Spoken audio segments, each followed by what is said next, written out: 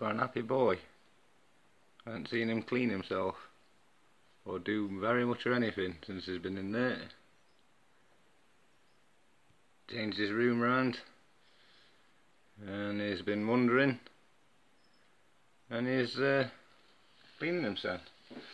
This is the one that molted, still not fed yet. I'm going to give him a couple of days and see if he'll take down a small locust. If not, I'll try him with cricket. Yeah, I wish I shouldn't have made it so high at the top, but when I've seen him up there, he's like really close to the wall. But other time, all I do is pull some out every now and again. He's just not let me in yet. Just won't have it. Won't have it at all. He's sound, as always. New dishes in. And Sid's over there.